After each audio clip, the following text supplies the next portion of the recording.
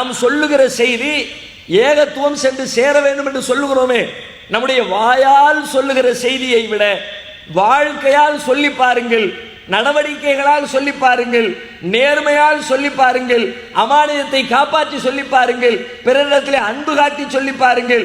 இப்படிப்பட்ட சொல் நீங்கள் வாயால் சொன்ன சொல்லை விட லட்சம் மடங்கு நம்முடைய சமூகத்திலே தாக்கத்தை ஏற்படுத்தும். நபிகள் நாயகம் ஸல்லல்லாஹு அலைஹி வஸல்லம் அவர்கள் சொன்ன சொல் எந்த அளவிற்கு தாக்கத்தை ஏற்படுத்தியது? கிராமம் கிராமமாக, ஊர் ஊராக மக்கள் எல்லாம் இஸ்லாத்திற்குள்ளே நுழைந்தார்கள் என்று திருமறை குர்ஆனை புகழ்கிறது. வராயித்தன்னா யதுகுலூன ஃபீ தீனில்லாஹி அஃப்வாஜா. அல்லாஹ்வுடைய மார்க்கத்தில் மக்கள் கூட்டம் கூட்டமாக நுழைவதை நீர் பார்க்கிற பொழுது என்று அல்லாஹ் சொல்லுகிறானே, அப்படி நுழைந்தார்கள். எப்பொழுது நுழைந்தார்கள்? நபிகளாருடைய காலத்திலே நுழைந்தார்கள். நபிகள் நாயகம் ஸல்லல்லாஹு அலைஹி வஸல்லம் அவர்களுடைய காலத்தில் அவர்களுடைய எண்ணிக்கை எவ்வளவு இருந்தது, எவ்வளவு இஸ்லாம் வளர்ந்தது, ஒரு சதவீத கணக்கு போட்டு பாருங்கள்.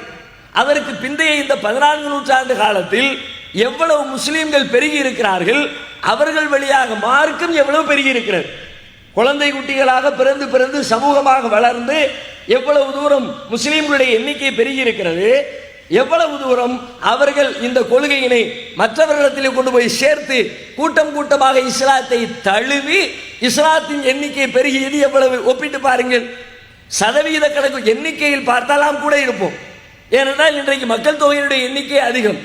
எண்ணிக்கையை பார்க்காமல் சதவீத கணக்கு போட்டு பார்த்தால் நபிகள் நாயகம் ஸல்லல்லாஹு அலைஹி வஸல்லம் அவர்களுடைய காலத்திலே பெருகிய சென்று சேர்ந்த இஸ்லாத்துடைய செய்தி, இஸ்லாத்திற்குள்ளே நுழைந்த கூட்டத்தின் எண்ணிக்கையில் சரி பாதியை கூட இந்த 14 நூற்றாண்டு காலங்களில் நாம் அடைந்திருக்கவே முடியாது.